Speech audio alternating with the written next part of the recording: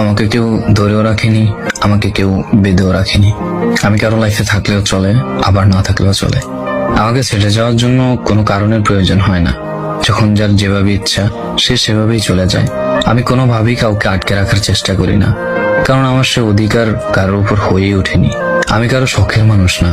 আমাকে যে কেউ যে কোনো সময় সহজেই ছেড়ে চলে যেতে পারে। আমি জীবনের প্রতিটা অধ্যায় হেরে যাই। আমার কোনো বন্ধু নেই, কিন্তু আমার বন্ধুর কোনো অভাব নেই, কারণ আমি যাদের বন্ধু ভাবি তাদের অন্য বন্ধু থাকলেও আমি তাদের তালিকায় নাই। আমি কারো ব্যক্তিগত ফটোগ্রাফার হইনি। এই যে ফেসবুক আমাকে সারাক্ষণ অনলাইনে দেখেন, এটা কোনো নির্দিষ্ট মানুষের জন্য না। আমি কোনো কারণ ছাড়াই অনলাইনে থাকি। আমি কোনো কারণ ছাড়াই রাত জাগি, ফেসবুকে আসি, রিলস ভিডিও দেখি, কেউ মেসেজ দিলে তাকে রিপ্লাই দিই, ব্যাস এতটুকুই।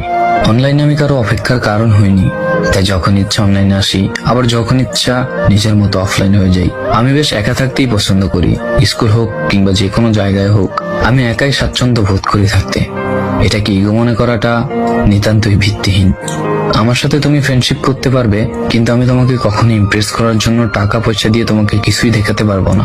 তুমি আমার সাথে বন্ধুত্ব রাখতে পারবে, কিন্তু আমি তোমাদের সাথে বিভিন্ন জায়গায় ঘুরতে যেতে পারবো না, কারণ আমার তোমার বাবার মতো এত হোটেল টাকা নেই। কোনো মেয়ের পিছে ঘোরার মতো আমারও তো সময় নেই। আমার আত্মসম্মানে লাগে। অসুন্দর হলেও আমি আমার আত্মসম্মান নিচু করি না। আমি নিজ থেকে কোনো মেয়েকেই SMS দেই না। আমি নিজের আত্মসম্মান বজায় রাখি। কাউকে ঘৃণা করার মতো মানুষ আমি নই। হয় প্রচন্ডভাবে ভালোবাসবো, নয় একদম চুপ হয়ে দূরে সরে যাব।